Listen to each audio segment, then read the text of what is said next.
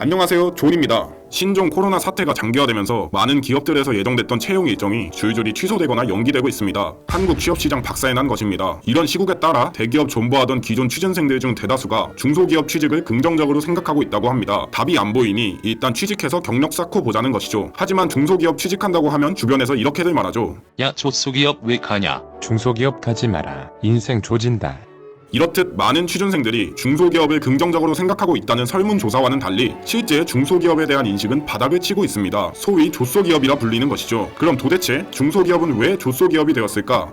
사람들이 중소기업을 조소기업이라 부르게 만드는 대표적인 특징이 4가지 있습니다. 지금 같이 알아보시죠. 1. 아낌없이 주는 업무. 보통 중소기업 초봉이 2100에서 많게는 2600 수준인데 이게 시급으로 따지면 정상 근무시간 기준으로 최저시급 간당간당한 수준입니다. 근데 정상 출근 칼퇴근하는 중소기업이 잘 없죠. 야근은 기본이고 주말 출근도 빈번합니다. 당연히 추가 수당은 없고요. 보통 이런 것들은 연봉에 야근 수당, 주말 수당, 상여금, 기타 수당, 식대까지 추가된 경우가 많습니다. 심지어는 퇴직금도 포함되어 있고요. 이러고 한 달에 150, 200 수준으로 받는데 월세 내고 교통비, 핸드폰 요금, 보험료 내고 나면 남는 돈도 없습니다. 그리고 온갖 잡무도 다 시키죠. 분명 회계 사무직으로 입사했는데 청소, 시설 관리는 기본이고 인사, 재고 관리, 물건 받기 등등 안 하는 일이 없습니다. 업무는 아낌없이 주는데 돈은 이보다 짜게 줄 수가 없죠. 이래놓고 일이 너무 많아서 힘들다고 하면 들려오는 말이 있죠. 열정 부족이야, 열정 부족. 쯧쯧쯧. 라떼는 말이야. 오한 말을 절로 찾게 되는 멘트입니다. 해무 갖고 와. 2. 원룸 풀옵션 끝 복지. 보통 중소기업에서 채용 공고에 올려놓는 복지들이 있습니다. 정수기 보유, 냉장고 보유, 전자레인지 보유, 원룸 옵션도 아니고 대체 어떤 관점에서 복지라고 부를 수 있는지 의문이 듭니다. 그리고 4대 보험, 퇴직금 지급같이 너무 당연한 것들을 복지라고 올려둔 것들을 볼 때마다 숨이 턱턱 막힙니다. 복수의 중소기업에서 직원 채용하는데 어려운 이유로 복지가 많지 않아서가 5위로 뽑혔다고 합니다. 그만큼 중소기업도 이런 복지 이슈에 대해 인지하고 있다는 것은 엿볼 수 있는데 문제는 사람들이 어떤 복지를 원하는지 전혀 공감을 못하는 것 같다는 것입니다. 물질적인 것 외에도 월 1회 조기 퇴근이라든지 생이나 연차 지급이라든지 워라밸을 보장해준다든지 회사 운영에 너무 문제가 되지 않는 선에서 생각해볼 것들은 많이 있습니다. 그리고 정말 중요한 게 복지는 단합이 아닙니다. 사장님이나 상무님한테 요런 제도 어떠시냐고 슬쩍 흘리면 등산이랑 체육대회 일정 잡고 앉아있습니다. 소름 돋아. 3. 백두혈통. 백두혈통이 뭡니까? 북한의 지배 세력이 세습으로 이어지고 있는 혈통을 말하는 것입니다. 몇몇 중소기업에도 북한 못지않은 백두혈통이 존재한답니다. 보통 이런 곳은 사장을 시작으로 임원, 부장 라인까지 사장의 친인척이 혈관처럼 이어져 있는 경우가 많습니다. 사장과 다른 피가 흐르고 있는 직원들은 아무리 능력 좋고 경력이 오래되어도 저 위로 올라가기가 정말 힘이 듭니다. 그리고 이런 회사들의 더 큰 문제는 높은 직급의 직원들이 무경력, 무능력의 혈통바의 낙하산으로 들어오는 경우가 많아서 할 줄 아는 게 갈구는 것과 뺀질거리는 것밖에 없다는 것입니다. 그럼 그만큼 밑에 있는 직원들은 죽어나가는 것이죠. 근데 돈은 또 많이 받습니다. 직원들은 몇 년 벌어서 아반떼 겨우 뽑으면 백두혈통 라인은 입사 1년 만에 뱀비아 끌고 다닙니다. 내가 일을 죽어라 하면 위에서 맛있는 과실만 똑 떼어 먹는 구조가 만들어지는 것이죠. 일반 직원들은 현대판 노예가 아닐 수 없습니다. 정말 가족 같습니다. 어이가 없네. 4. 무간지옥.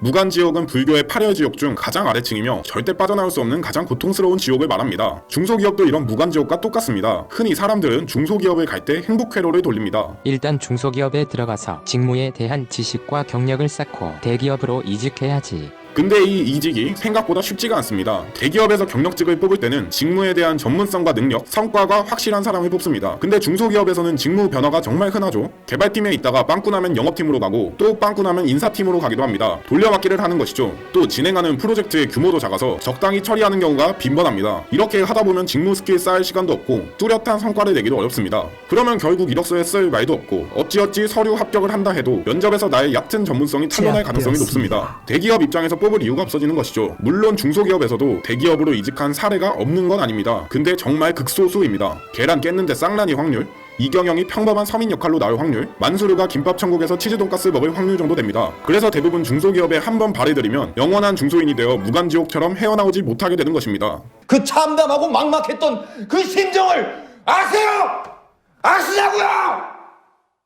자, 이렇게 조소기업을 대표하는 4가지 특징을 알아보았는데 사실 기업 문화 좋고 연봉도 괜찮고 직원을 위한 복지에 신경 쓰거나 뚜렷한 비전을 갖고 성장해가는 중소기업들도 많습니다. 중소기업들도 나름의 노력을 하고 있다는 것이죠. 하지만 앞서 나왔던 것들과 같이 중소기업들의 부정적인 특징들에 대한 사례가 정말 많고 이에 대해 많은 사람들이 공감을 했다는 것은 그만큼 기본을 지키지 못하는 중소기업이 기본을 지키는 중소기업보다 훨씬 많다는 것이겠죠. 이런 것들이 누적되어 중소기업의 조소기업이라는 프레임이 만들어지게 된 것입니다. 너 때문에. 너 때문에.